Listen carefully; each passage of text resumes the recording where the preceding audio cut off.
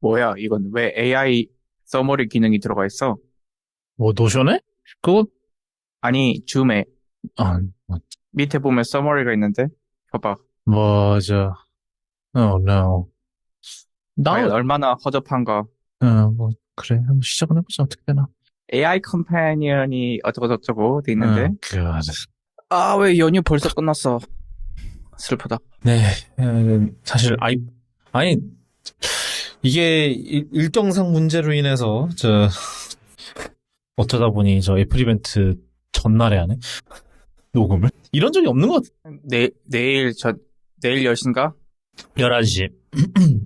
내일 11시? 아니, 오케이. 그러게, 왜 지난주에 까먹었어. 뭐 하여튼, 네. 오늘은 프리쇼를 제가 정해왔습니다. 이거는 저희가 뭐 보통 다루는 주제가 아니기 때문에 프리쇼를 뺐고요. 어, 이번 주에 제가 좀 시계에 관심이 많은 편인데, 이번 주에 시계판에서 또 핫한 게 있었어요. 뭐 이제 태그 호이어가 이제 또 한정판 시계로 공개를 했는데, 이제 이게 또 콜라보더라고요.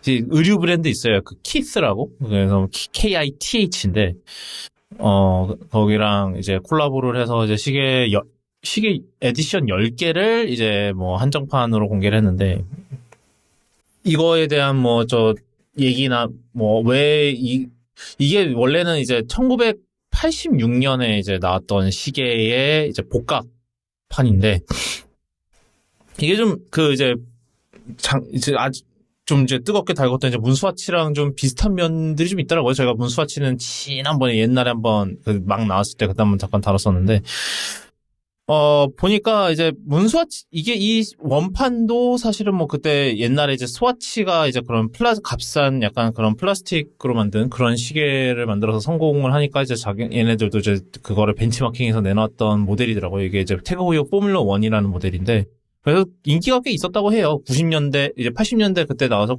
86년에 나와서 뭐 90년대 동안 계속 이렇게 꾸준히 생산이 됐다고 하고, 그래서 저도 궁금해서 한번 찾아보니까 중고로도 꽤 많이 있더라고요.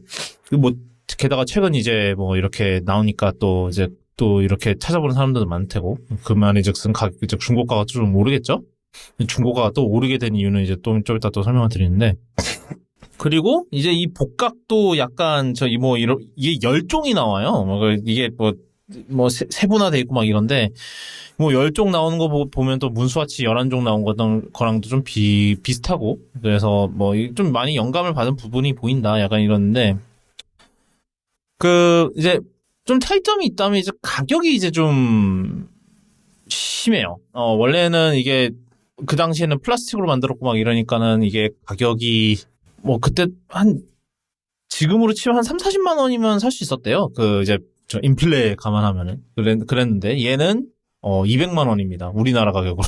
그래서 4, 5배가 됐는데, 뭐 문스와치는 아시다시피 이제 스피드마스터를 기반으로 만든 건데, 스피드마스터의 가격에 한 뭐 30분의 1 정도 되죠. 30분의 1? 맞나? 자, 이제 1100만 원을 40으로 나누면 얼마입니까, 이거? 30분이라고, 1이라고 치죠.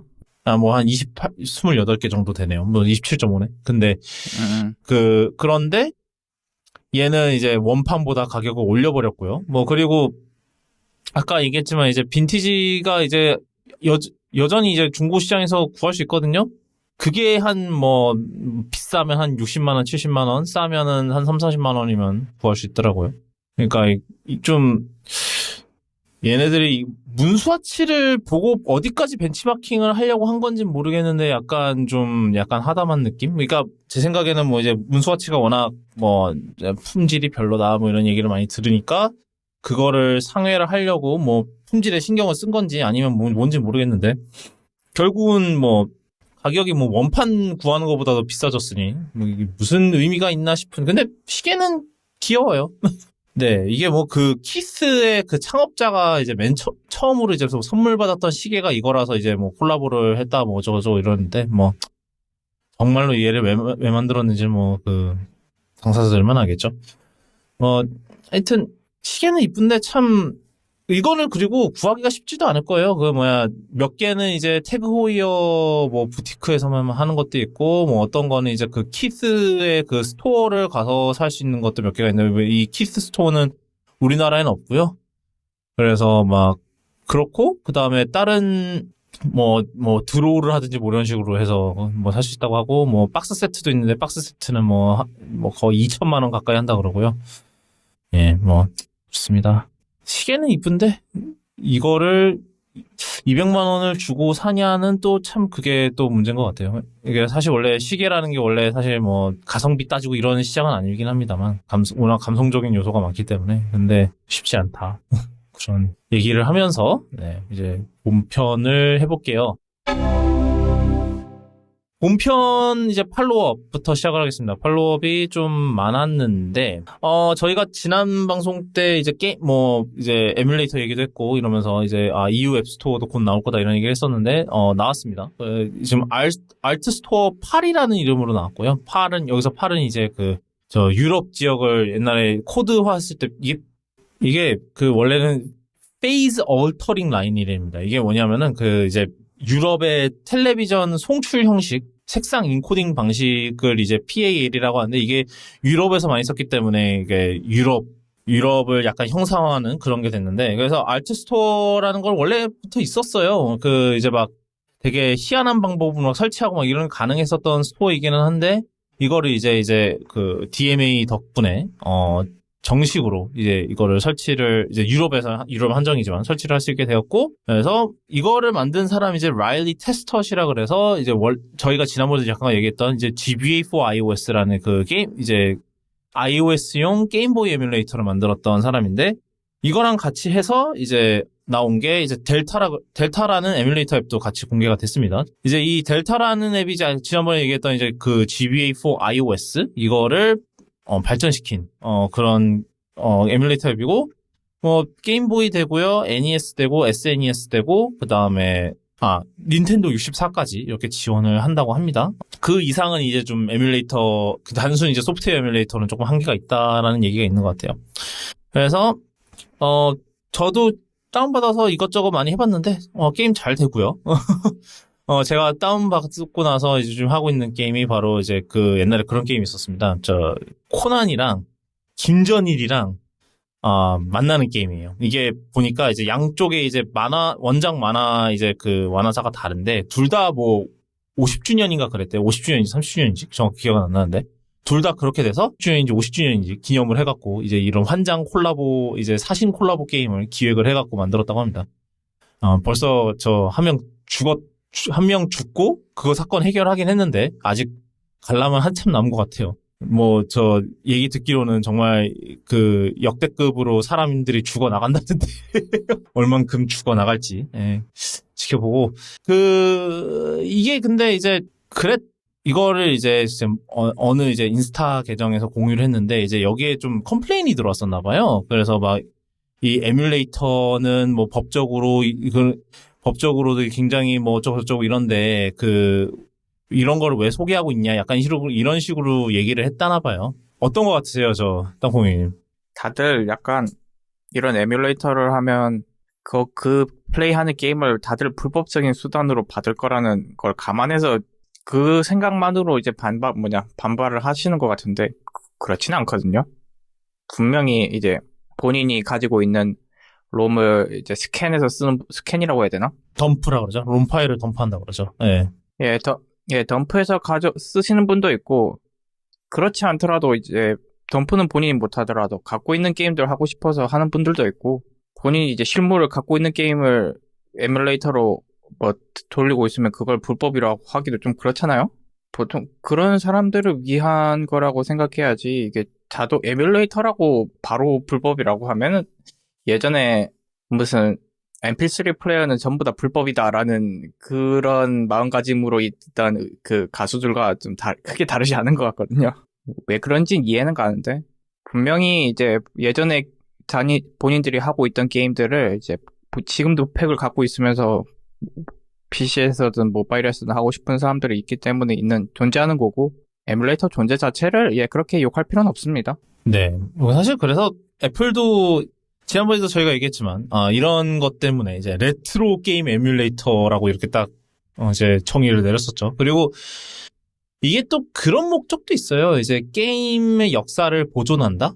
왜냐하면은 이제 예를 들어서 뭐 그런 게임들도 있거든요. 뭐 저작권이 소멸이 되거나 아니면은 이 게임을 개발했거나 이제 퍼블리싱했던 업체가 뭐 이제 지금은 사라져서 이제 더 이상 판매도 못하고 그런 곳에서 만들었던 게임들은 이제 더 이상 당연히 이걸 판매할 주체가 없으니까 당연히 판매를 아예 못하게 되는 거고 뭐 그런 그런 상황에서 이제 이 게임, 이러한 게임들을 이제 보존한다라는 이제 그걸로 이제 그렇게 덤프가 되는 경우도 있고, 그래서 이 에뮬레이터랑 이런 거는 진짜로 그런 이제 회색지대적인 내용들이 많은 것 같아요. 이제 이 게임, 그래서 뭐, 사실 우리가 알다시피, 이제 닌텐도는 이런 거에 대해서 민감한 편이긴 한데, 뭐 정작, 그렇게 게임의 그런, 자기네들의 게임 그런 이제 그거를 보존하는 거에 있어서 닌텐도가 잘했냐라고 물으면은, 네.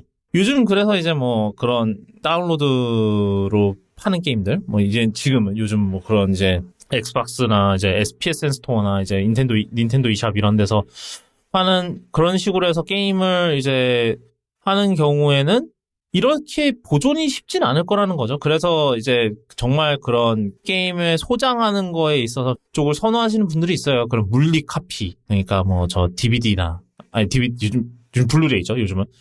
그 블루레이 디스크 판이나 아니면은 뭐 닌텐도 스위치면 이제 카트리지를 이제 선호하는 경우도 있고, 뭐 저도 몇몇 게임들은 그렇게 소장을 하고 있습니다만.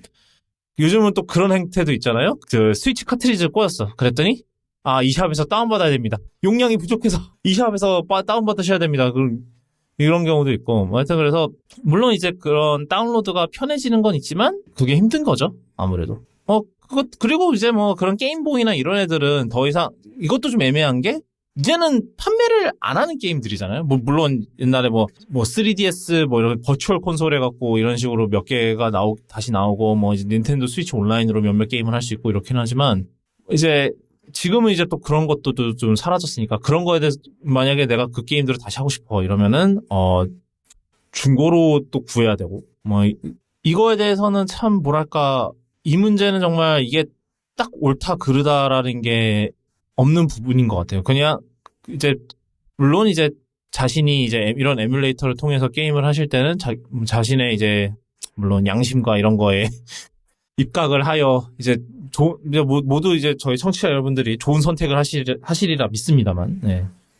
저도 뭐 제가 가지고 있는 게임들 위주로 저도 많이 받았고, 네. 그리고 이제 아니면은 더 이상 뭐 정말 중고 시장에서도 거의 구하는 게 불가능한 게임들 뭐 이런 애들도 좀 몇몇 있잖아요. 뭐 구하려 그럼 예를 들어서 뭐 포켓몬 크리스탈 버전 이런 거 있잖아요. 그 이베이에서 그 팩이 얼마 할 것 같으세요? 저 카트리지가 게임보이 카트리지인데. 미개고봉이면 $1,000 넘어갈 거고. 그쵸. 개봉도 한 300~400달러는 할 것 같은데요. 뭐 그 정도까지는 아닌데 한 20만 원 좀 안 되거든요. 뭐 지금 보니까 뭐 저 $145, $99 이거는 근데 비드하고 있는 거다. 뭐 $150 뭐 보통 그런 경우예요. 그리고 뭐 대부분은 딱 박스 없고요. 박스 있으면 더 비싸지겠죠? 박스 있는 애 하나 있어요. 689불. 뭐 한 대충 하면 80~90만 원 하는 거죠. 매뉴얼까지 다 있는. 그러니까는 이런 게임들은 뭐 또 구하기 힘든 경우도 있고 뭐 크리스탈은 그나마 구하기 쉬운 케이스고요. 뭐 더 심한 애들도 많죠. 그래서 이게 또 그런 면에서 또 애매한 면도 있고 그런 것 같아요. 뭐 네, 저는 뭐 그런 생각입니다. 저 티덤님은 좀 에뮬레이터 이런 거에 좀 생각이 좀 어떠신가요? 저희가 뭐 계속 이제 유자나 이런 사태 때문에 계속 이런 거 얘기를 많이 했었던 것 같긴 합니다만. 일단 서비스 닫혀 있는 거에 대해서는 저는 따로 구해도 상관이 없다라고 생각을 하는 입장이라 그렇긴 한데 서비스를 닫은 업장들이 있잖아요. 뭐 아까 뭐 도산 개발사들 이러는 거 아니죠? 네. 네. 그리고 온라인 스토어에서 다운로드도 못하게 막아버리는 경우도 있었고 그런 경우들도 있었기 때문에 없어진 거는 구해도 상관이 없다 정도로 생각이 되고 사실 뭐 가지고 있는 거 덤프하는 거는 어떻게든 백업을 해두는 게 좋다고 생각하니까 저는 괜찮다고 봅니다. 좀 이거 다운 받아 보셨나요? 뭐 좀 하시는 게임이라든가. 아니요. 뭐 요즘 바빠가지고 뭐 설치를 못해갖고. 저 땅콩이님은 저는 이제 레트로 게임엔 딱히 관심이 없어가지고 해본 적이 없습니다 아직. 아하 그렇군요. 네, 전 요번에 그 좀 이쪽도 좀 보니까 좀 신기한 세계가 있긴 하더라고요. 그 저 포켓몬도 이게 제가 요즘 이제 헤일로의 이제 그런 이제 모딩 해갖고 이제 뭐 밸런스 패치를 하거나 뭐 없던 무기가 생기거나 이런 것들이 있잖아요. 그래서 막 요즘 이제 모드를 해갖고 열심히 하고 있는데 포켓몬도 그런 거 비슷한 게 있더라고요. 이상한 부분 고치고 포켓몬 밸런스 좀 맞추고 이런 것들이 그렇게 해서 좀 손본 것들? 그런 게 좀 있더라고요. 그래서 그런 것도 좀 해볼까? 이런 것도 있고, 그 다음에 이제 아까 얘기한 대로 코난과 김전일의 대환장 사신 파티. 그 게임 같은 경우는 원래 이게 일본에서만 출시가 됐었기 때문에 이제 누군가가 이제 영어 번역 패치를 올려놨더라고요. 그래서 이제 그 번역 패치를 해갖고 해보고 있습니다. 그러면 저는 일본어를 말하고 대충 들을 수는 있는데요. 네, 읽는 거랑 쓰는 건 안 되는 까막눈이기 때문에 네 그렇습니다. 네, 그다음 팔로업으로 좀 틱톡에 대한 얘기가 좀 있었죠. 땅콩이님. 미국 국회에서 통과되었던 법안이 그렇죠.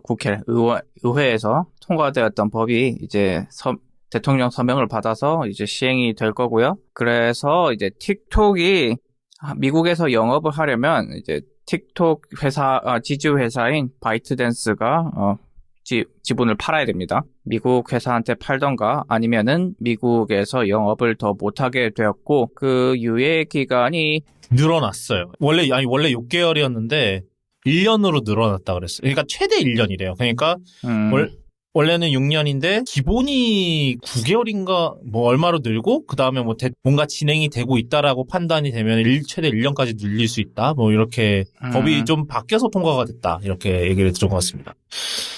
그런데 바이트댄스는 회사를 미국 회사나 다른 데 파느니 그냥 미국 영업을 안 하겠다라고 맞짱을 뜨고 있기 때문에 어떻게 될지는 모르겠어요. 그 본인들의 알고리즘이 그 정도로 중요하다고 판단하는 건지 일단 반협박성으로 얘기를 하는 건지는 모르겠습니다만 바이트댄스는 그렇게 얘기하고 있어요. 일단은 당연히 바이트댄스 측은 이제 이 법의 헌법적 그거를 판단하기 위해서 제소를 할 생각이다라는 이미 그 입장을 밝혔기 때문에 사실 이게 제소를 해서 이제 이 소송이 성립이 되면 이제 이 소송의 결과가 나올 때까지 법 자체가 이제 실효성이 당분간은 없을 거긴 해요. 근데 만약에 이게 기각이 되거나 이러면은 네 계속 이제 그렇게 되는 건데 그렇죠. 이게 바이트댄스가 뭔가를 믿고 하는 걸 수도 있고요.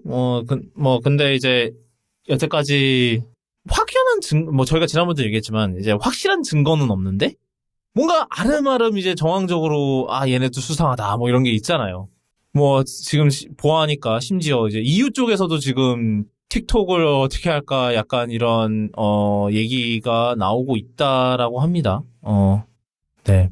그리고 이제 EU 같은 경우는 이미 내부 사무실에서는 틱톡을 지금 금지하고 있는 상황이기도 하고, 그래서, EU 쪽도 지금, 틱톡에 대한 움직임을 할 가능성이 어느 정도 있어 보입니다.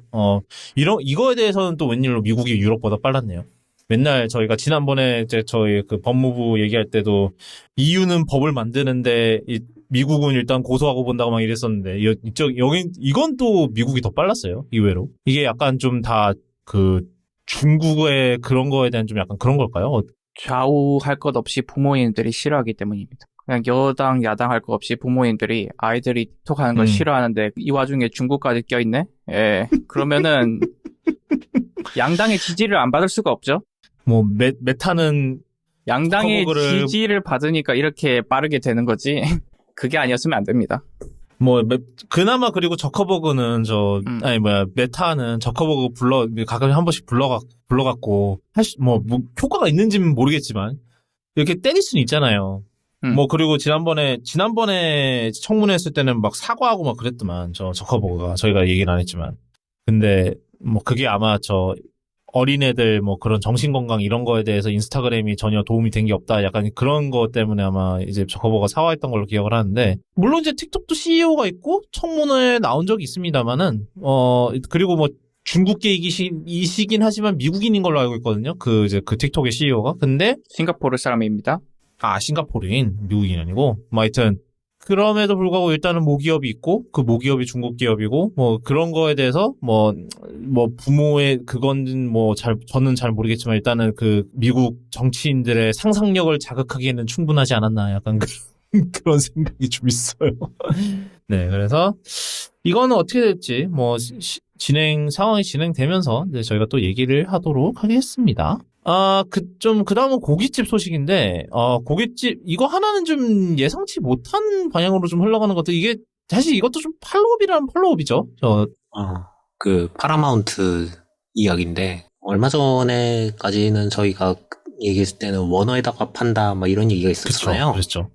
이제 그랬는데, 그 사이에, 워너랑 얘기하다가 이게 빠그러졌고, 그 다음으로는 스카이댄스, 그쪽이랑 얘기를 하다가, 독사에 또 빠그러졌는데, 근데 스카이댄스가 그렇게 큰 데였어요? 얘네들을 살 정도로? 아닌 것 같아요. 제가 봤을 때는 저번에 설명드렸듯이 샤리 레드스톤, 내셔널 어뮤즈먼트 그분께서, 좀 그냥 개인적으로 자기가 가지고 있는 지분을 다 팔려고 하는 상황이어서.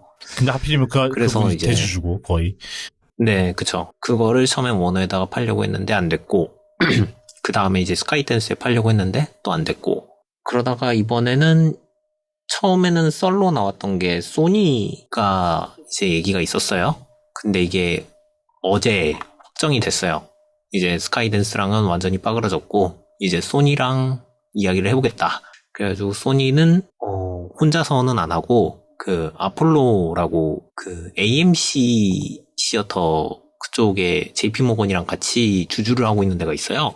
뭐 그럼 약간 얘는 그러면 좀 투자회사 이런 데인가요? 네, 투자사 같은 느낌이에요. 돈 대주고 뭐 이런 쪽 사람들인데 여기랑 소니랑 같이 지금 AMC는 JP모건이랑 같이 해서 가지고 있다고 하더라고요. 그러니까 이제 이번에는 소니랑 같이 돈을 좀 합쳐가지고 이분한테서 파라마운트를 사겠다라고 하는 것 같아요. 그래서 이것도 사실 얘기하다가 좀 빠그라질 수 있을 것 같은 게 아직 이 샤리 레드몬드께서 아직 마음에 안 든대요? 제가 봤을 때는 조건을 굽히지 않는 것 같아요. 그러니까 협상이 계속 빠그라지는 게 이전에도 그랬고 계속 지금 다 그쪽이랑 이견 차이 때문에 계약이 진행이 안 된 거거든요. 그래갖고 이번에도 아직 확정은 아니지만 근데 대신에 이번에는 아폴로가 조금 폴로 쪽이 그래도 미디어 쪽에 뭐가 많아가지고 이제 보니까 CBS도 이쪽에 돈을 대고 있네요. 그런 얘기는 봤는데 이게 CBS가 이제 공영 방송사잖아요. 공중파니까. 그래서 네네. 소니는 이제 해외 기업이라서 이제 해외 기업이 공영 방송사를 가지고 있는 건 이제 불법이래요. 그래서 만약에 이게 성사가 되면 이 CBS 자체의 방영 이제 CBS 자체는 이제 아폴로가 가져간다는 거죠. 그래서 왜냐하면 아폴로는 미국 그러네요. 기업이니까. 근데 이제 소니는 일본 기업이라서 CBS를 가져갈 수가 이게 불법이래요. 가져가는 게 해외 외국 기업이 이제 공영 방송사를 가져간다는 게 불법이라서. 그래서 아폴로가 이제 CBS를 가져가고 약간 뭐 이런다? 저는 이런 식으로 얘기를 들었거든요. 지금 그게 맞나 봐요. 지금 제가 읽고 있다가 잘못 본 것 같아서, 그게 맞는 것 같고, 지금 아폴로랑 소니 쪽에는 현금을 대시는 물주들이 좀 많아가지고, 이번에는 돈을 거의 다 될 것 같다. 원하는 정도로 될 수 있을 것 같다. 뭐, 그분이 뭔 조건 때문에 계속 뭐가 빠그라지고 있는지는 얘기가 안 나온 거죠, 근데. 네. 제 생각에는 돈을 높게 부르거나, 아니면 가지고 있는 걸 다 내놓고 가지고 있는 걸 다 사가라 뭐 이런 거 다 사가라 정도로 하는 것 같아요. 갑자기 파라마운트가 뭐 이번에 보니까 파라마운트 CEO는 그만뒀대요. 이번에 실적 발표하면서 자기는 이제 이거 이제 인수 이런 거를 위해서 그만둡니다 뭐 이런 식으로 얘기를 했다는데 하여튼 뭐 어떻게 어떤 일이 돌아가고 있는 건지 그걸 잘 모르겠네요. 그 다음은 이거는 저희가 다루지 않았던 게임인데 갑자기 뭐가 난리가 나서 갑자기 다루게 되는 그런 게임입니다. 헬다이버스 2라고 FPS 게임이죠. FPS 게임이 하나 약간 있는데 온라인 약간 협동 게임 뭐 이런 것 같아요. 그쵸. 코옵하는 지금 주변에 다 하는 분들 많은 걸로 알고 있는데 유통을 소니에서 하고 있어요. 그리고 제가 알기로는 여기 게임 그 보안 플랫폼이 엠프로텍트입니다. 보이. 네, 맞네요. 엠프로텍트네. 그 친구였구나. 왜? 네. 하여튼 그래서 그 보안 쪽에 좀 문제가 좀 있었나 봐요. 그래서 그 보안에 대한 대책으로 유통사인 소니에서 우리가 직접 관리를 해야 되겠다 싶으니까 앞으로는 PSN 계정을 연동해서 쓰셔야 합니다라고 공지를 했다고 해요. 이게 소니 쪽에서 한 게 아니고 이제 게임 공지사항으로 떠가지고 조금 이야기가 많았나 봐요. 그러다가 나중에 이제 그 고객센터가 디스코드에 있대요. 그 디스코드에 이제 사람들이 이거 누가 하자 그랬냐 그랬더니 그쪽 담당자가 이거 소니에서 하라 그랬어 이런 식으로 대답을 해갖고 불이 났구나.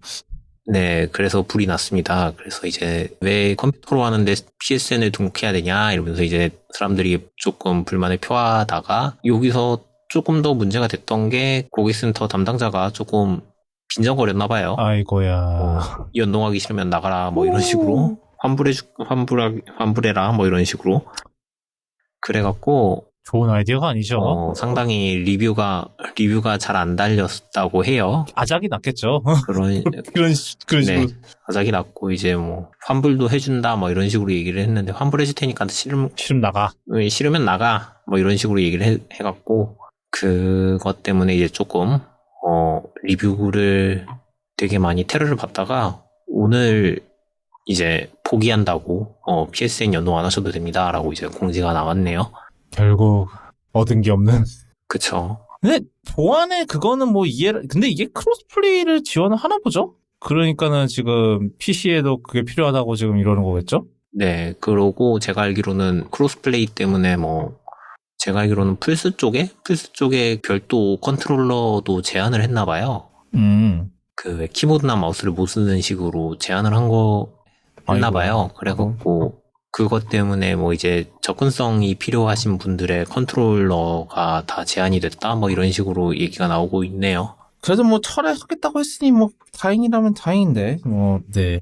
그 다음은 또 이것도 사실 저희가 지난번에 다뤘던 그건데 펠월드인데요. 여기 CEO라고 해야 되나 대표라고 해야 되나 조금 독특한 사람인 것 같아요.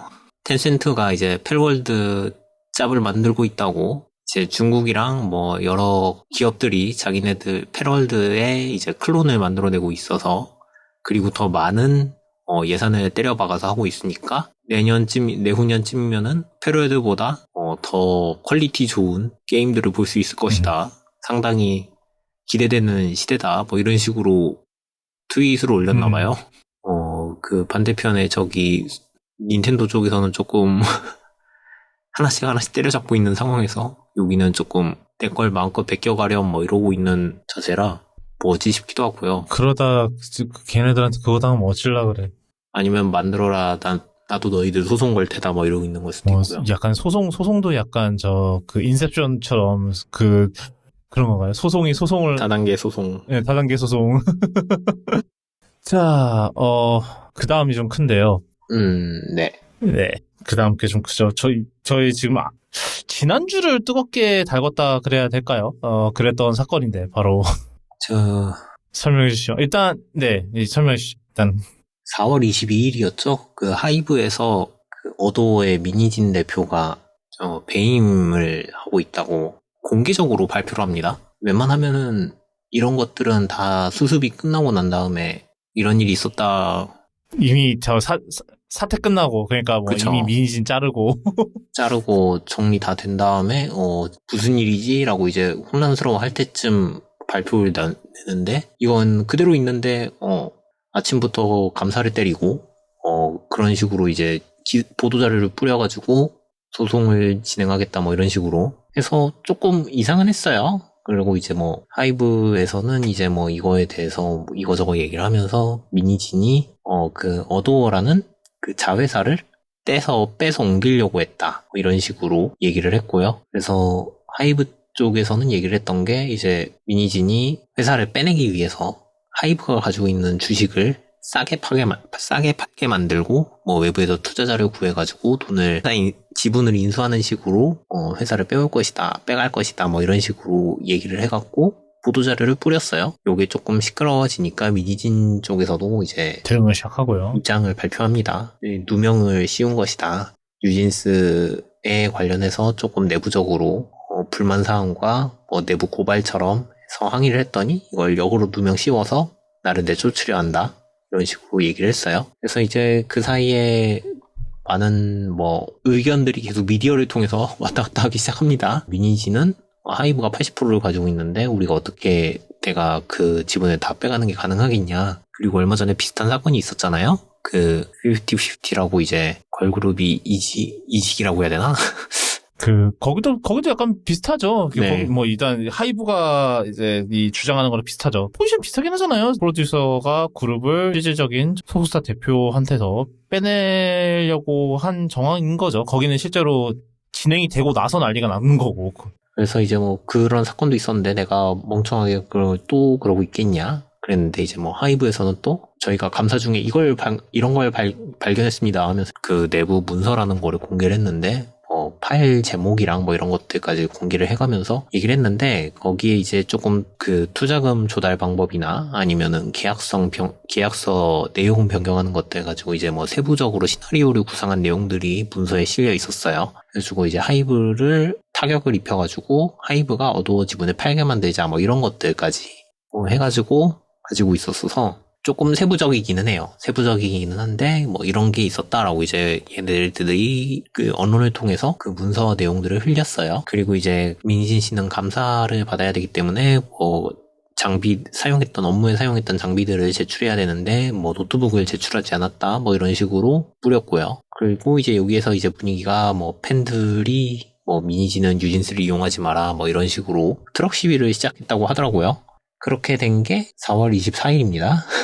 그러고 나서 4월 25일 날 민희진 씨가 그 기자회견을 하겠다고 긴급 기자회견을 하겠다고 예고를 했어요. 예고를 했더니 하이브에서 또 기자회견 한두 시간 전에 또 보도자료를 뿌립니다. 감사하려고 가져왔던 컴퓨터에서 우리가 PC 카톡을 까봤는데 PC 카톡에는 경영권을 탈취하려는 자세한 계획이 있었다. 요게 지금 실제로 문제가 된 부분이긴 한데 뭐 되게 자세하게 써있다고 하더라고요. 어떻게 해서 옮길 것이고 뭐 어디서 투자를 조달할 것이며 뭐 가지고 있는 지분은 어떻게 처리할 거다 뭐 이런 내용들이 상당히 자세하게 적혀있다고 해요. 그리고 또 하나 공개한 게 뭐 미니진이 무속국 경영을 했다 하면서 이제 또 카톡 내역을 공개했는데 저희한테는 엄청난 트라우마죠. 무속인이 과거 트라우마 플러스 현재 트라우마 둘 다죠 사실. 그쵸. 현재 진행형에다가 뭐가 또 있네. 뭐 하여튼 네 그렇습니다. 그래가지고 이제 그분과의 대화 내역대로 또 사건이 진행되고 있어가지고 어라 싶은 거예요 사람들이.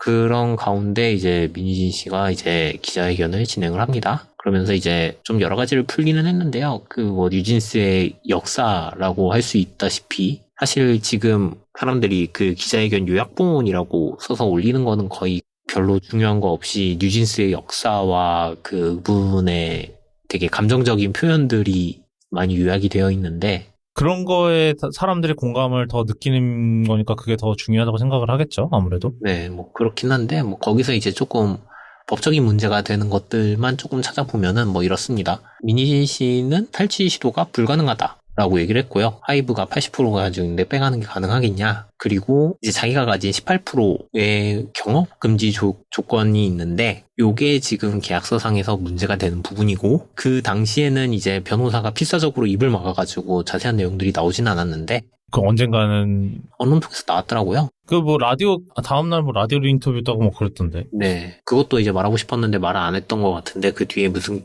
경제진가 어디서 그 내용을 보도를 했더라고요. 경업 금지가 되어 있고 그 경업 금지를 어겼을 시 뭐가 어떻게 되고 뭐 이런 것들이 있고 사실상 따지고 보면은 그 5%는 회사를 관두기 전까지는 팔지 못한다.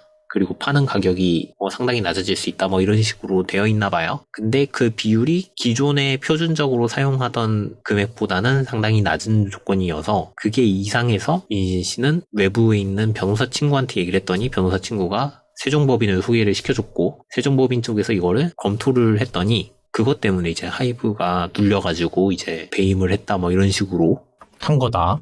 네, 소송을 건 거다 라고 주장을 하고 있어요. 그리고 이제 하이브가 여태까지 그 언론에다 흘렸던 자료들에 대해서는 뭐 경영권 탈취 문서는 회의하면서 신세 한탄한 걸 가지고 기록을 좋아하는 부대표가 다 일일이 받아 적은 거다. 사실상 허무맹랑한 소리다. 뭐 이런 식으로 얘기를 했는데 내용이 상당히 자세했기 때문에 과연 이게 단순 허무맹랑한 걸로 그냥 치부를 해야 될 일인가? 그쵸. 그리고 조금 하이브에서도 조금 자극적으로 사용한 게 있어요. 뭐 사우디 갑부를 섭외해갖고 이 사람이 싸우게 하자 했는데 이거는 진짜 그거잖아요. 오일머니를 빨아먹자 뭐 이런 얘기인데 이거는 사실 지나가면서 할 수 있는 말이잖아요. 뭐 우리 회사 빈살만이 인수했으면 좋겠다 뭐 이런 식으로. 아니 그게 그냥 약간 좀 오일머니를 좀 약간 그런 것처럼 보는 경향도 있긴 하죠. 좀 네, 약간 그쵸. 무한의 돈이 솟아나는 그런 그쵸. 느낌으로.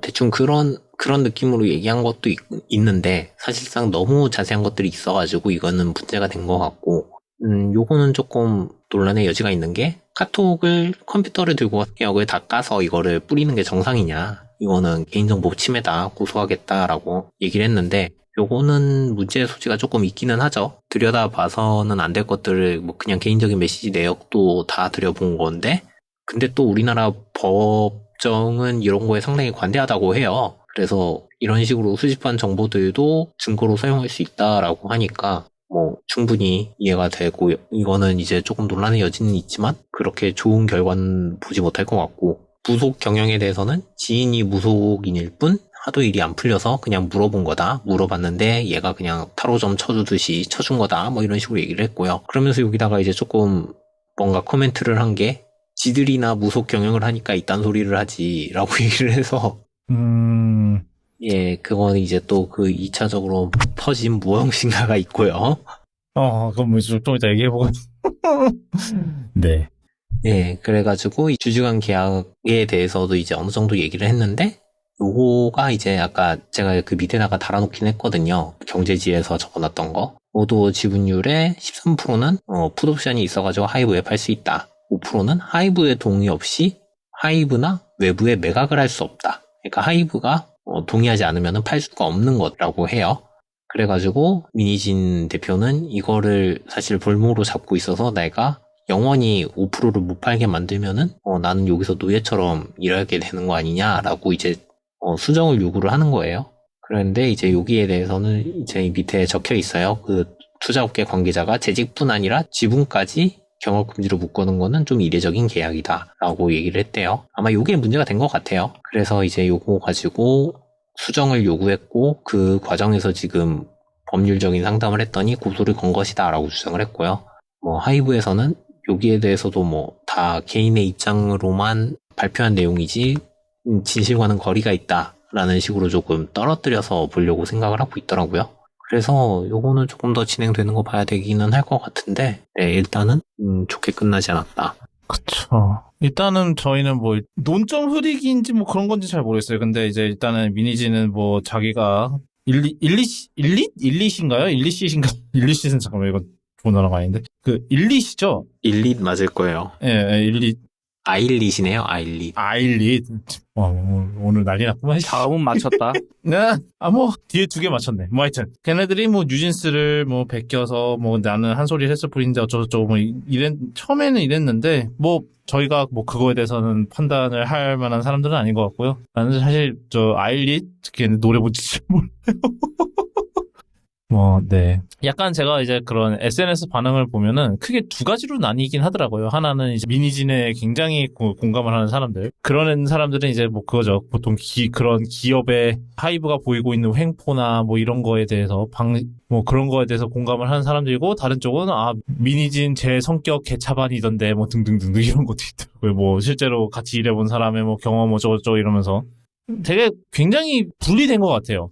뭐 근데 그거랑 별개로 일단은 지금 문제가 되는 거는 이제 이 배임인데, 이게 성사 될 것 같으세요? 좀 어떤 것 같으세요? 좀 일단 변호 측에서는 얘기를 하는 게 실행을 하지 않았기 때문에 이게 배임이 성립할 수 없다라고 얘기를 하더라고요. 배임은 이거를 실행을 해야 생기는 거고 예비를 했을 때는 그게 문제가 되지 않는다. 그러니까 결론적으로 그거잖아요. 배임 미수. 네, 배임 미수인데 배임 미수는 소송이 불가능하다라고 얘기를 했는데 하이브 쪽에서 주장하는 거는 표절 주장부터가 사실 그 시작이다라고 얘기를 하고 있는 것 같더라고요. 그래서 제가 봤을 때는 사실 소송을 이 기자회견이 없었으면은 소송을 했을 때 민진 쪽이 조금 유리를 했을 거예요. 근데 요거를 기자회견 하면서 자세한 내용과 그 변호인 쪽에서 얘기하면 안 되는 내용들을 아마 제가 생각했을 때는 변호사 쪽에서 이렇게 저희는 커버를 칠 겁니다라고 설명을 한 것 같아요. 일단 1차적으로 이거 하시면 안 됩니다부터 시작을 해서. 네, 그쵸. 그거부터 시작해서 이건 얘기하면 안 되고 저건 얘기하면 안 되고 그러면서 이제 앞으로 소송이 진행될 건데 하이브에선 이렇게 주장을 할 거고 우리는 이렇게 주장을 할 거다라고 설명을 했는데 그 내용을 민진 씨가 얘기를 한 것 같더라고요. 그냥 까발인 거죠. 그 남자 변호사 표정 보면은 네, 드러나지 않을까요? 네. 저 이마집 하고 있었습니다. 참고로. 그래서 그거 때문에 되게 좋지는 않을 것 같아요. 일단 이쪽에서는 제가 봤을 때는 기자회견 하면서 뭐 이거저거 많이 얘기한 것 때문에 법정에서는 상당히 불리해진 상황이 됐고요. 왜냐면은 이렇게 방어할 거라고 얘기를 했기 때문에 당연히 반대쪽에서는 그거 보고 또 방어를 준비하겠죠. 공격을 준비하겠죠. 그러니까 그거에 대해서 이제 또 문제가 됐고 그 이후로 지금 저희가 그 기자회견 이후로 조금 문제가 되는 것들이 있어요. 뭐 임시주주총회 개최하려고 이사회 소집을 했는데 민진이 응하지 않았고 그 다음에 요거 때문에 이제 또 하이브는 요 주주총회를 소집 허가를 해달라 하고 이제 서부지법에다가 넣었고요. 그래서 법원에서 이제 판단을 해서 이사회를 진행해라라는 식으로 얘기를 했기 때문에 조금 더 봤을 때는 민진 씨한테는 조금 안 좋게 돌아가지 않을까. 왜냐면은 일단 변호사 쪽에서는 방어가 이건 미수다라고 얘기를 했잖아요. 근데 아직 그 가지고 있는 자료가 얼마나 더 있을지 모르는 거거든요. 사실 그렇기 때문에 이번에 그 표절 제기부터 시작해서 얘기했던 거가 시작이다라고 볼 수도 있고요. 이거는 그 전까지 하이브 쪽에서 증거를 까지 않을 것 같은 그게 제일 크다고 하고 민신 쪽에서는 이게 배임이냐라고 주장을 하면은 배임이 아니라고 볼 수는 있긴 한데 지금 돌아가는 상황으로 봤을 때는 상당히 불만이 있는 거는 맞으니까 어떻게 돼도 안 좋게 끝날 거잖아요. 화해하고 끝날 일은 없을 것 같아서. 네, 일단은 확실히 뉴진스는 뜬 거죠. 네. 그쵸. 그 아티스트들은 힘들어진 거죠. 사실 진짜 그 표절 그것 자체에 대해서는 저희는 아까도 얘기했지만 딱히 저희가 그걸 판단할 만한 그건 아닌 것 같은데 일단은 이게 그런 걸 수도 있어요. 언젠가는 터질 문제가 터진 거였을 수도 있겠다라는 생각이 좀 들기는 해요. 네, 사실 그와 별개로 이제 또 다른 일이 있었던 거, 그거는 사실 사실 종교적 그거는 사실 저희가 딱히 다룰 내용은 아닌 것 같아서 그거는 안 다루겠지만, 사실 이 건 자체랑은 별 관련도 없기도 하고, 그래서, 네, 그렇긴 한데, 결국은 이렇게 되면은 사실 피해를 보는 거는 뉴진스랑 그다음에 뉴진스의 팬분들 아니겠어요? 그러니까는. 그리고 그 외에도 조금 아티스트들 언급을 좀 많이 해갖고 그게 조금 어렵긴 한데 애매하죠. 자, 네. 그리고 그거는 좀 어떻게 생각하세요? 그거 이제 미니진이 한 말 중 그거 하나가 이제 그 포토카드 얘기가 좀 있었잖아요. 이제 마케팅 그렇게 하지 말아라고 얘기를 한 건데. 네. 그거는 그냥 한국 K-POP 산업이 상당히 많이 오염이 됐으니까 이런 걸 하기 싫다. 조금 이런 마케팅 말고 다른 마케팅을 하는 건 어떠냐라고 제안을 했었는데 그게 무시를 당했고 그런 것 때문에 이제 문제를 삼았다라고 얘기를 하는데 그게 이제 업계에 상당히 좋지 않은 문화라고 그거를 불만 삼으셨더라고요. 그거는 어느 정도 동감을 하고 사실 얼마 전에 홍대 앞에 점심 먹으러 갔는데 그 AK몰 앞에 사람들이 3겹 정도로 줄을 겹쳐서 서 있는 거예요. 그래서 하나 하고 봤더니 거기 또 그래요? 네, 그 아이돌 그룹 앨범이 나와가지고 사람마다 한 4-5개씩 사가지고 뜯어갖고 포토카드 가지고 이제 그러고 있더라고요. 사실 그게 포토카드 자체의 문제가 아니라 사실은 그 건물을 그쵸. 하려고 CD를 환경. 아니 그럴 거면은 저 포토카드만 따로 하든가. 그러니까 모르겠어요. 예. 그건 좀 저도 공감을 하긴 하는 게 포토카드가 실제로 꼭 이런 식으로 했어야 됐나 약간 그런 게 싶기는 해요. 이게 누가 먼저 시작한 건지 잘 모르겠어요. 사실 그 포토카드라는 것 자체도. 포토카드가 원본인지는 모르겠는데 그 일본에서도 유명했어요. 예, 일본에 무슨 대량으로 몰아붙이는 그런 그룹 있잖아요. 그 갑자기 기억이 안 나는데 그런 데서 뭐 어디라고 특정은 안 할 텐데 악수권 뭐 이런 게 있었어요. 뭐 악수회 이런 거에 참여할 수 있는 거를 앨범에 확률로 넣어 놓은 거예요. 그래가지고 앨범을 잔뜩 사면은 거기에 당첨될 확률이 높아지는 그런 식의 상수를 네, 뭐, 일본도 좀 그런 게 좀 있었죠, 예. 지금도 있고, 케이팝에서 이런 걸 본격적으로 하기 전부터 있었을 거예요. 그쵸. 걔네들도 좀 그런 게 좀 있긴 했어. 걔네들도 심지어 뭐, 지하 아이돌 뭐 이런 것도 있었으니까. 네, 뭐 하여튼, 결국 이게, 그거잖아요? 사실은, 제 생각은 그래요. CD를 이제 사람들이 안 사기 시작하니까 옛날 같았으면은 진짜 뭐 김건모 뭐 나오면은 그냥 음반을 듣겠다는 목적으로 이제 100만 장이 팔리는 시대인데 요즘은 사실 요즘도 뭐 진짜로 어느 모 그룹 뭐 100만 장 돌파했다더라 이러지만 사실 실상은 그 포토카드 때문에 그런 것도 좀 있잖아요, 사실은. 글쎄. 그리고 제가 알기로는 여기도 모바일 게임처럼 천장 시스템이 있대요. 그래서 앨범을 되게 많이 산 사람은 그 팬사인회에 확정적으로 들어가는 그런 게 있대요. 어떻게 해요? 그걸 오프라인으로 어떻게 구현해요? 그러게요. 제가 인증을 한다고 들었거든요. 아, 잠시만요. 혹시 그렇게 하나? 검색 좀 해보자, 이거. CD마다 시리얼 번호가 있어가지고 당첨 네, CD랑 맞아요. 꽝 CD 시리얼을 다 관리를 하는데 어떤 사람이 꽝 CD 10개를 사면은 그 시리얼 10개를 입력하면은 하나 준다 이런 건가요? 네. 그럼 뭔가 그거를 관리하는 전산이 또 따로 있단 소리네? 뭐 엑셀이겠지. 아니, 왜냐하면은 다양한 리테일러들의 그걸 전산을 다 받아와서 중앙에서 관리를 해야 된다. 그러면 그거 개인정보 이전 문제도 있는 거 아니야? 그렇게 되면? 아, 그거보다는 제가 알기로는 그 응모권을 등록을 하잖아요. 응모권 시리얼이 있나 보구만. 그쵸. 그치, 왜냐면 응모권은 당연히 시리얼 있어야지. 그래야 걔네들도 밸리디티를 확인을 하니까. 확실히 좀 이상하게 변질이 된 건 맞는 것 같아요. 여기, 지식인에 이런 거 있었어요. 저 수백만 원씩 들여서 팬사인회 가면서 포토카드를 안 모으는 팬 어떻게 생각하시나요? 이상한가요? 그러니까는 밑에, 안 모을 수도 있잖아요. 팬사 한 번 가는 게 포카 100장보다 가치입니다. 그렇구나. 아, 있네요. 여기 써 있다. 나무 위키에 있네요. 역시 꺼라있지 없는 게구만. 응모 기간 내에 온라인 구매 시 자동 응모되는 형태로 위버스 샵 등 자동 응모가 아닌 판매처가 있으니 공지를 잘 확인해야 한다라고 돼 있고요. 그럼 수동이네? 그쵸? 수동이고 그 다음에 그 팬사인회 추천 방식은 두 가지가 있대요. 랜덤이라고 해서 이제 기계에서 프로그램을 돌려가지고 뽑는 건데 이거는 이제 많이 살수록 당첨 확률이 올라간다. 그리고 줄 세우기. 앨범을 많이 산 순서대로 해가지고 뽑는 것에서 높이 많이 산 사람 순서대로 이제 해가지고 용어로 팬사컷이라는 게 있대요. A그룹의 팬사컷이 10장이라는 게 알려지면은 사람들이 10장보다 더 많이 사서 당연히 팬사컷은 또 올라가게 된다. 그래서 코로나 이후로는 처음에는 30명, 50명씩 줄어들어가지고 그것 때문에? 그것 때문에? 코로나 때문에 이제 사람들이 응모 기간에 앨범을 되게 많이 구매하기 시작했다라고 하네요. 텐데 세 명의 널드들이 뭘 모른다 이런 식으로 그럴 것 같아서 여기까지 그거는 좀 말을 아끼도록 하겠습니다만 참 뭔가 어디선가에서 잘못된 것 같은데 참 이거를 해결할 방법이 딱히 또 생각이 나는 것도 아니네요.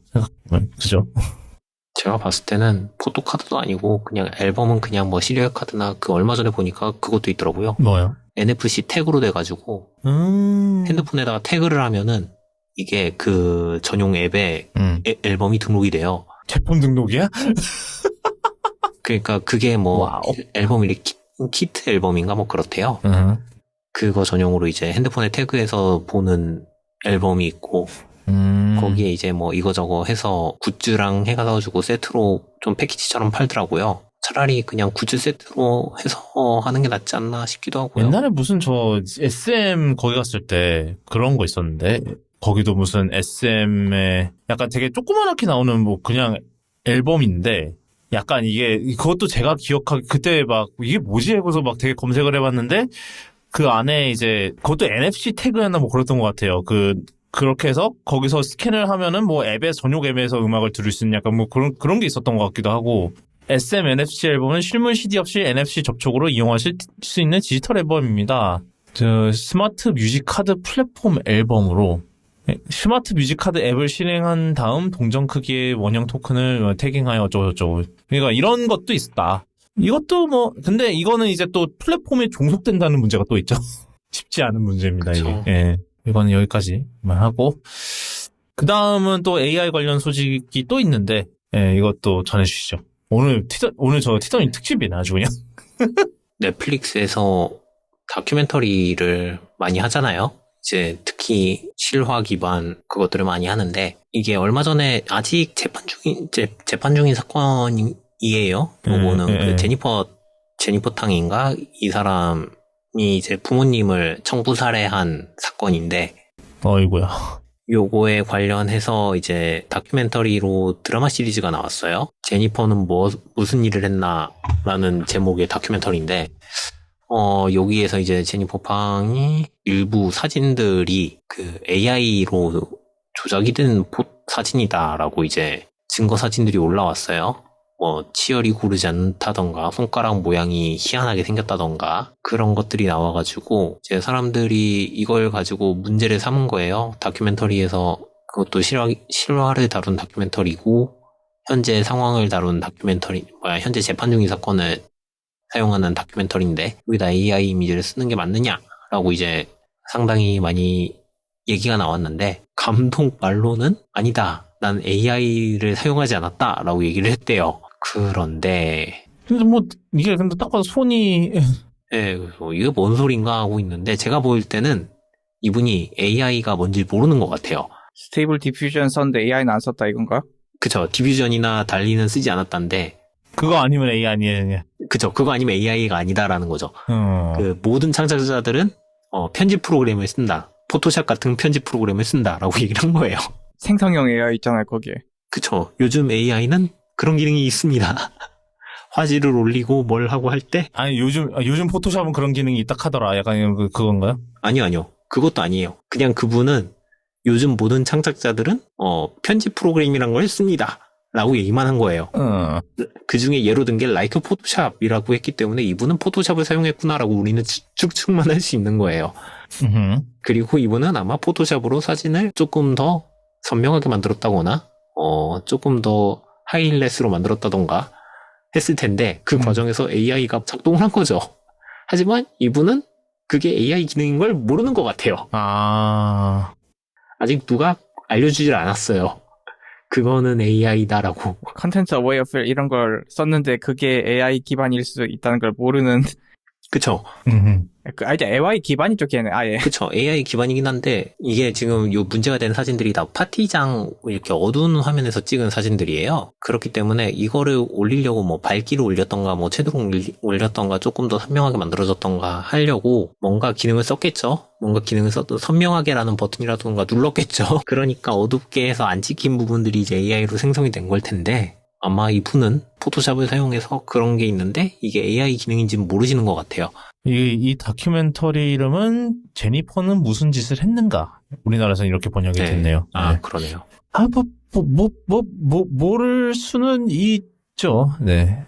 근데 이게 좀 약간 그런 걸 수는 있겠다 생각은 들어요. 예, 뭐 자료 화면 근데 이거가 뭐 원래 있던 사진을 건드린 건지 아니면 처음부터 사실은 뭐 재창조를 한 건지 뭐 그런 건지 그러니까 뭐 이 사람의 반응을 봐서는 그냥 뭐 단순히 뭐 좀 보정하다가 잘못 눌러서 AI 기능을 작동시킨 것 같다라는 그건 것 같기는 한데 뭐 네. 저는 그래서 처음에는 이제 티저님 얘기하시는 거 듣기 전까지는 이 사람이 뭐 정말 자료 사진이 없어서 그거를 했나 약간 이런 생각이었는데 이제 보니까 그건 또 아닌 것 같기도 하고 그러네요. 모르시는 것 같아요. 제가 봤을 때는. 그러네요. 그 다음은 애플 관련 얘기가 몇 개가 있었는데 하나는 이제 이건 우리나라 얘기입니다. 아이폰을 이제 군대 내에서 사용을 금지한다는 소식이 있었는데요. 이게 코리아 헤럴드 기사 얘기인데 이게 지금 여기에 따르면 이제 6월 달부터 계룡대가 이제 계룡대 그게 있죠. 그 3군 뭐라 그럽니까? 저 땅콩형님. 합참이 거기 있다 그래야 되나? 해군 본부죠. 그냥 육군 본부, 해군 본부, 공군 본부 이거. 네, 3군 본부가 거기 있어요. 그 계룡대. 근데 거기 내부에서 이제 아이폰의 사용을 금지할 예정이다라는 그런 얘기가 있습니다. 뭐 이유를 뭔가 싶어서 봤더니 네, 보안이 어쩌고저쩌고인데 MDM이 안 돼서 그래요. 예, 아니 뭐 MDM이 되죠, 아이폰. 되는데 군대에서 원하는 수준으로 안 된다는 거죠. 뭐 그럼 미군 애들은 어떻게 그걸 잘 하고 있는지는 잘 모르겠네요. 뭐 하여튼 그래서 뭐 그 MDM에 이제 그게 부족하다고 해서 이제 결국은 아예 그냥 사용을 불허하는 방향으로 가닥을 잡았다는데 그냥 노력이 부족한 거 아닐까? 라는 생각. 딱히 뭐 추가할 내용은 없긴 하네요. 얘들이 MDM으로 요구하는 게 녹음 기능, 촬영 기능, 뭐 와이파이 테더링까지 차단하는 걸 원했다고 하는데 KBS에서 그렇게 나오고 있네요. USB 연결 차단까지. 뭐 요구할 만하지. 요구할 만한데 이게 지금 현재 아이폰 MDM으로 안 된다고 하면 네, 그럴 수 있죠. 저는 그래서 그런 생각이 들어요. 아니 그럼 그럼 미군 애들은 미군은 어떻게 했는지 모르겠지만 지금 뭐 근데 미군은 그 정도로 MDM이 필요한 곳은 아예 휴대폰 반입을 못 들고 했을 텐데 아마. 그렇죠. 저희 둘이 옛날에 저 군복무했던 데도 저 미군 시설 들어가려고 그러면은 아예 못 들고 갔기 때문에 예, 락커에다가 넣고 들어가야겠죠. 거기가 그 내부가 그거였어. 사실 진짜 이 정도의 MDM이 필요한 곳은 아예 휴대폰 반입을 차단하는 게 맞지 않나라고 생각은 하는데 뭐 아무튼 이 정도의 MDM을 안드로이드 뭐 갤럭시에서는 되는데 갤럭시에서는 뭐 모종의 국방 보안 프로그램을 깔아서 하나 보죠. 그런데 아이폰에서는 안 되기 때문에 뭐 그런 거 아닐까요? 갤럭시 같은 경우는 정 안 되면 삼성을 닥달해갖고 만들어라고 하면은 삼성이 깨갱하면서 만들 수 있는데 애플한테 그런 게 CR도 안 먹히니까. 그리고 지금 생활관에서는 카메라만 차단하면 된다고 하는데 아이폰은 이게 안 돼가지고 지금은 스티커를 붙여서 한다고 합니다. 뭐 그거는 뭐 딴 데도 마찬가지죠. 요것도 갤럭시 여기서는 MDM을 하나 본데 아무튼 뭐 이건 이해가 됩니다. 저는.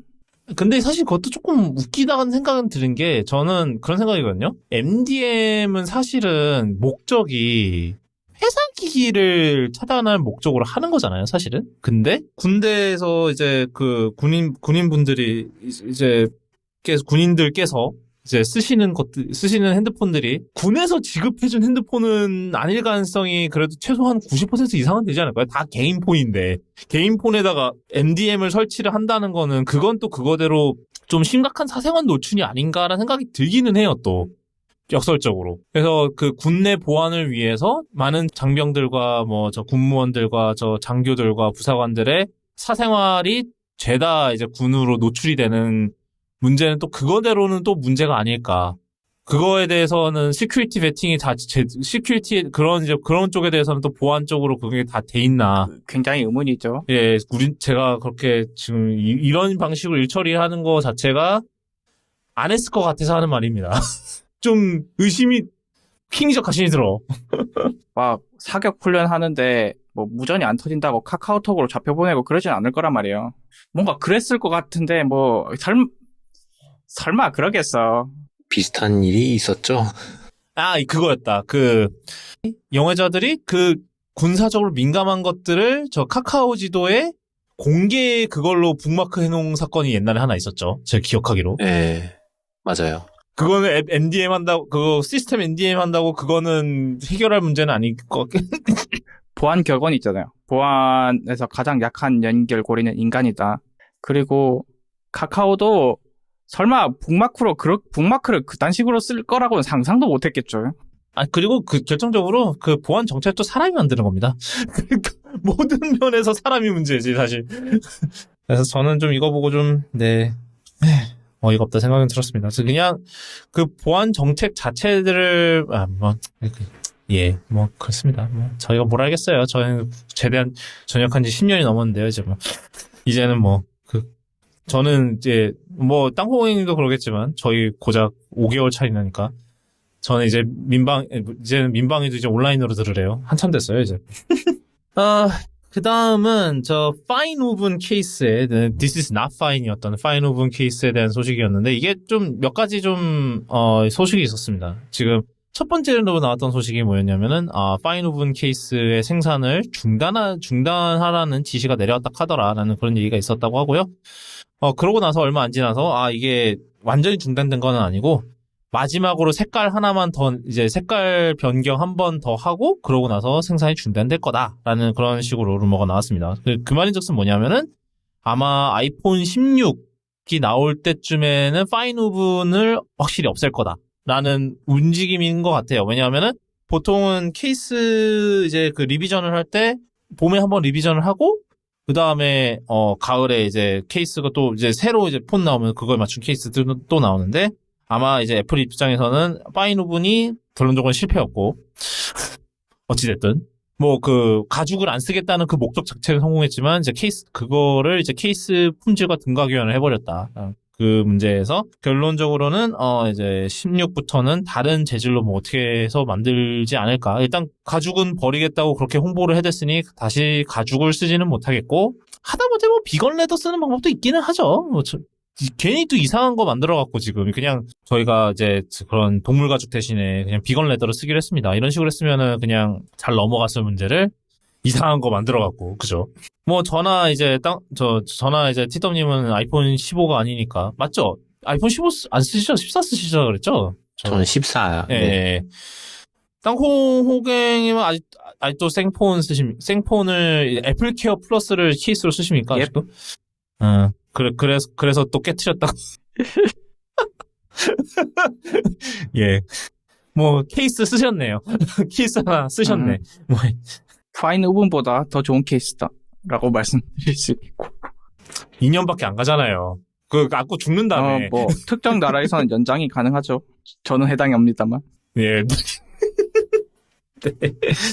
뭐 하여튼 네 저는 이제 올해 바꿀 거니까 좀 이제 케이스 사는 걸 최대한 지향하고 있고 뭐 사실은 이제 다음 3회 라이트닝도 빠이빠이니까 라이트닝 케이블도 안 살라고 노력을 하고 있는데 힘드네요. 그래서 맥세이프 관련 액세서리만 드립다 늘어나고 있다는 소식입니다. 예. 그 다음 소식으로는 저 사이버 트럭 관련 업데이트가 있었죠. 저 땅콩이님.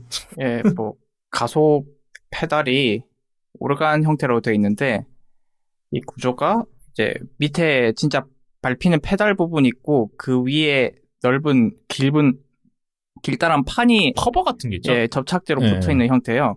뭐 일단 참 결론부터 말씀드리면 지금 테슬라 사이버 트럭이 리콜하고 있습니다. 뭐 하여튼 리콜되고 있는데 그 접착제가 불량이었는지 특정 제품 특정 로트 버너에서 뭐 이 접착제가 접착 부분이 빠지면서 하필이면 그 긴 판이 어딘가에 걸려버리는 문제가 발생할 수 있다고요. 그리고 걸려버렸을 때는 그 엑셀레이터가 눌린 채로 고정이 되어버리기 때문에 흔히 말하는 급발진이 돼버리는 이건 진짜 이거는 빼도 박도 못하는 급발진 위험이죠. 예.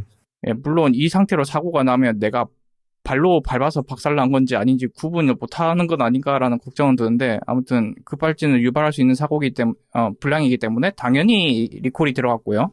네, 이게 근데 특정 로트 번호라고 하기는 애매한 게 전량 리콜이 됐기 때문에 그죠, 근데 그죠. 전량이 지금 4,000대가 안 되죠. 3,800 얼마였어요. 그게 특정 로트에 다 해당하는 것일 수도 있고 아닌가? 네, 그 전체였다고 해요. 그래서 3,800대 정도가 전량 리콜이 됐다고 하고요. 그래서 두 가지인 거죠. 일단은 전량 리콜이 됐다는 사실이 근데 왜냐하면 보통 이제 테슬라 옛날에도 얘기했지만 테슬라가 리콜을 한다 그러면 보통은 우리는 소프트웨어 문제면 OTA로 해결할 수 있어요. 근데 이건 OTA로 해결을 못 하죠.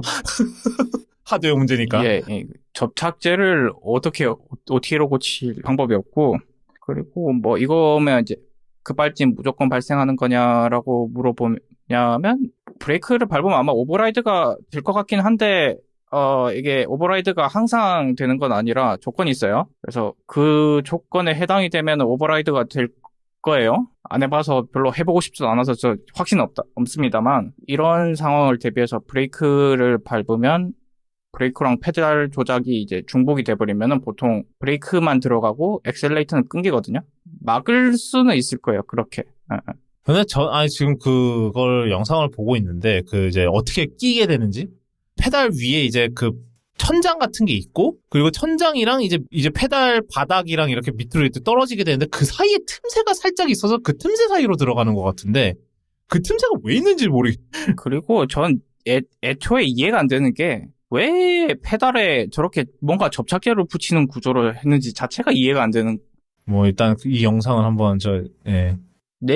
제 미니 페달이 그렇게 안 돼 있었던 것 같은데 페달을 저렇게 접착제로 붙여서 하는 걸 못 본 것 같아요. 그쵸. 보통은 그냥 한 판으로 만들죠, 그냥. 한 판으로 만들죠. 이런 문제 생길까봐. 사실, 그리고 이거는 사실 선례가 있기는 해요. 뭐 조금 다르긴 한데, 그 옛날에 그 2011년에 있었던 도요타의 존망의 위기까지 몰고 갔던 그 리콜 사태도 결론은 비슷한데, 걔는 카펫이 꼈나 그랬을 거예요, 아마. 카펫이 문제였고, 걔는 서스펜디드 페달이라서 달라요. 그 결론적으로는 이제 똑같이 둘 다 비슷하게 페달이 가속 상태에서 껴서 급발진을 유발을 하고 그거를 못 막게 돼서 그나마 테슬라가 다행이라면 이것 때문에 사고는 안 났다는 거. 걔는 토요타 같은 경우는 사고가 나서 문제가 됐었던 거기 때문에 그나마 테슬라가 다행이라고 한다면 일가족이 다 죽었었죠. 예, 그게 갑자기 급가속이 돼갖고 급발진 돼갖고 다 죽었는데 그나마 테슬라 같은 경우는 그 누군가가 죽기 전에 그나마 이거를 발견을 해서 그나마 막을 수 있었다는 거. 그게 다행인 거죠, 사실은. 네. 뭐 그렇고. 자, 마지막 소식으로는 이거는 좀 제가 요즘 리뷰 같은 거를 많이 하고 있고 막 이래서 좀 가져와 본 얘기입니다. 바로 리뷰가 회사를 망하게 할 수 있을까라는 건데 무슨 얘기인지는 아실 거예요. 요즘 이제 요번에 두 가지의 이제 기기들이 나왔죠. 이제 휴메인 AI 핀이랑 그다음에 레빗 R1. 과거 구독캐스트에서 다뤘었던 기기들인데 얘네들이 실제로 이제 한 2, 3주 간격으로 출시를 시작했습니다. 휴메인 AI 핀은 지난달에 출시를 했고 레빗 R1도 이번 달 초든가 지난달 말이든가 출시를 시작을 했는데요. 결론적으로 말하면 둘 다 리뷰가 좋진 않았습니다. 네. 뭐 저희가 휴메인 AI 핀이랑 레벨 R1 보면서 했던 생각들이 그대로 실현이 됐고요. 설마 했던 것들이 다 그대로 됐고요. 그랬는데 일각에서는 그런 말들이 나왔어요. 그냥 이런 회사들에 좀 과하게 이제 감정이입했던 사람들이 이제 이러한 리뷰어들이 회사를 망하게 한다 막 이런 식으로 주장을 해서 또 그거에 대해서 또 논란이 있었고 이건 얘기가 나왔던 이유 중 하나가 바로 이제 NKBHD가 사실 이 논란을 좀 키운 감이 좀 없지 않아 있죠. 왜냐하면은 일단은 이번에 휴메인 AI 핀 하면서 내가 리뷰했던 제품 중 최악이라는 헤드라인을 썼고요. 그래서 그 전에도 선례가 있었어요. 이제 피스커의 오션인가? 네, 전기차가 있습니다. 그래서 그거를 리뷰를 하면서 이제 또 최악의 내가 타본 차 중 최악이었다라고 올려서 또 그 회사를 그 회사가 지금 거의 죽을 쓰고 있고 난리가 났었어요. 이거는 우리가 안 다뤘었을 거예요. 근데 아무래도 이제 그렇게 또 이게 또 올해 초였거든요. 그 피스커도 올해 초였고 그 다음에 얘도 거기 한두 달 사이에 그런 일이 연이어 터지니까는 이제 뭐 리뷰가 회사를 망하게 한다 막 이런 식으로 얘기를 하는데 답은 나와 있는 것 같아요. 안 좋은 제품을 내는 회사가 망하는 거지. 리뷰는 그 회사가 더 빨리 망하게 도와주는 역할은 할 수 있는데 근본적인 원인은 안 좋은 제품을 내면 망하는 겁니다. 그냥 이건 답은 나와 있다고 보고 예를 들어서 지금 AI 핀 막 엄청 안 좋게 리뷰를 했는데 지금 봐도 그걸 보면은 내가 도대체 이걸로 무엇을 할 수 있는가? 아무런 답이 안 나오죠. 과연 이게 휴대폰보다 더 나은 방식으로 AI를 쓸 수 있는 인터페이스인가? 아니란 말이죠. 그거를 드러내준 리뷰는 그런 이제 제품의 단점을 드러내준 역할을 한 것뿐이고 소비자들의 지갑을 지켜준 것뿐이고 결국에는 이제 만약에 이 AI 핀이 망하게 된다면 제품이 안 좋아서 망한 거지 리뷰 때문에 망한 건 아닙니다. 피스커 걔들은 차가 안 좋아서 망한 거고요. 아직 안 망했지만 뭐 거의 기정사실로 보고 있죠. 차를 그렇게 만들면 망하는 게 맞습니다. 그래서 그쵸. 결론적으로는 옛날에는 이게 사실이었을까라는 생각이 들긴 해요. 왜냐하면 옛날에는 소셜미디어나 이런 게 별로 없어서 사실은 막 누가 이제 신문이나 이런 옛날에 리뷰 같은 걸 신문에 올렸겠죠. 그래서 신문이나 뭐 잡지나 이런 데다가 얘 별로 안 좋다라고 이제 공개적으로 그렇게 해버리면은 이제 뭐 진짜로 그것 때문에 회사가 망할 수 있겠다. 왜냐하면 그 당시에는 뭐 입소문이라는 것도 한계가 있고 이러니까는 그랬는데 요즘은 또 소셜 미디어가 있는 시대잖아요. 인터넷이 있고 사실 리뷰를 안 했어도 언젠가는 그런 소셜미디어에서 나눈 말들, 이런 것 때문에 이제 결국 나쁜 제품을 만들었다는 게 이제 퍼지면서 망하게 됐을 거예요. 사실 그렇게 이렇게 리뷰로 죽은 회사보다 그렇게 해서 입소문 안 좋게 터져서 망한 경우가 더 많을걸요. 아까 그 헬다이버스 걔도 봐요. 걔는 사실 뭐 조금 다르긴 합니다. 뭐 게임 자체가 나빴다기보다는 그를 둘러싼 정책이 나빴던 거고, 그 다음에 또 그 사이버펑크 보세요. 사이버펑크는 솔직히 사이버펑크 2077 뭐 지금은 결국은 어떻게 해서 어찌저찌 해서 잘 수습을 했다고는 하나, 처음에 나왔을 때 물론 리뷰어들도 게임이 문제가 많다라는 식으로 했는데, 그거를 더 짚혀서 CD 프로젝트 레드를 거의 망하기 직전까지 갖게 했던 거는 직접 이거를 게임을 사서 플레이를 했던 게이머들이었죠. 왜냐하면 또 그게 또 그랬던 게, 사이버펑크 같은 경우는 그 당시에 제가 알기로는 리뷰 일정을 되게 빡빡하게 했었다고 해요. 그 버그들 때문에.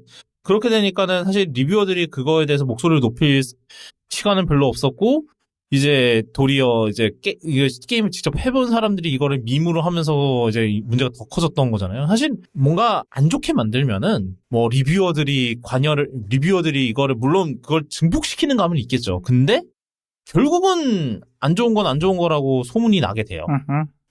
특히 요즘 같은 소셜미디어가 그런 여론 같은 거를 이제 좌지우지하는 시대에서는 더더욱 그럴 거란 말이에요. 그러니까는 뭐 단순히 리뷰만으로 제품 회사가 망한다 이런 시대는 확실히 지난 것 같기는 해요. 네. 저도 거의 비슷해요. 어차피 사실 그렇잖아요. 뭐 리뷰 하나가 안 좋다고 해서 망할 수는 없고, 그러고 이제 그 리뷰 하나가 뭐 너 망해봐라라는 식으로 하나 찍어서 공격하는 리뷰가 있더라도 다른 리뷰들이 뭐 괜찮다라고 하면은 사람들이 그러면은 이거는 한번 체험 후기를 조금 더 잘 봐야 되겠다라고 생각을 하고 찾아보는 경우가 있고, 그리고 이제 가끔은 그런 것도 있잖아요. 리뷰 하나가 안 좋았는데 그 문제가 되게 큰 문제 있는 거고, 아니면은 다른 그 리뷰어가 이상한 걸 수도 있는 거고, 사실 뭐 그거 하나 때문에 회사가 휘청한다라고 보기는 어려울 것 같아요.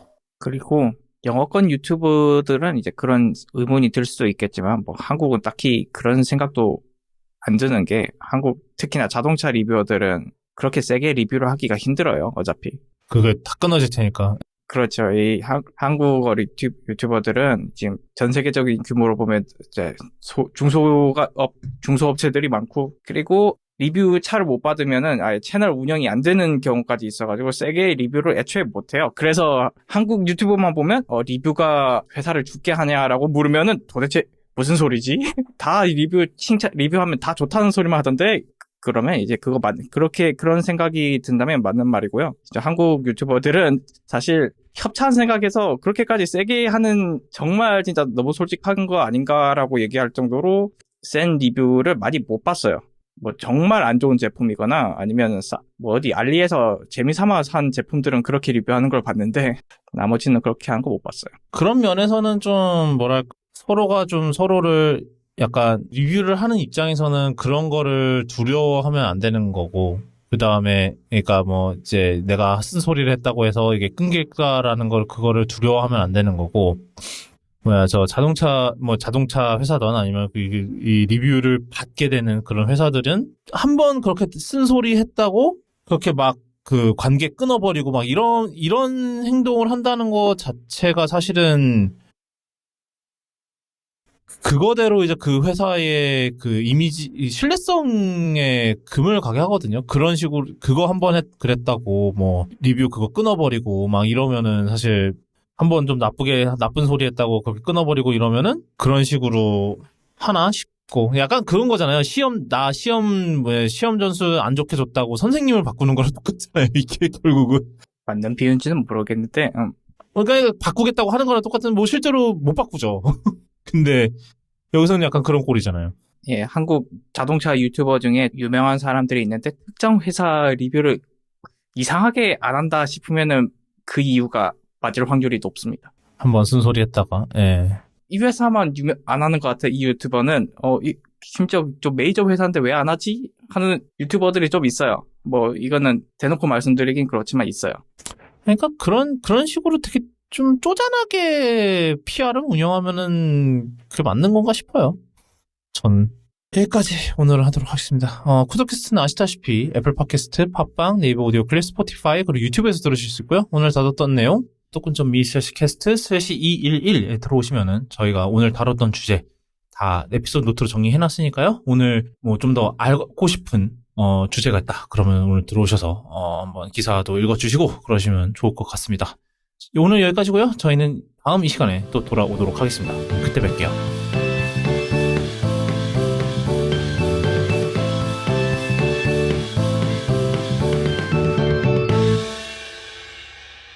아, 왜 출근해야 돼? 아, 한 달에 한 번 출근하면서 한다면서 그게 하필 내일이야? 근무하는 게 출근이지. 한 달에 한 번 아닌 것 같아. 이제 분기에 한 번 꼴일 것 같은데? 아, 그래요.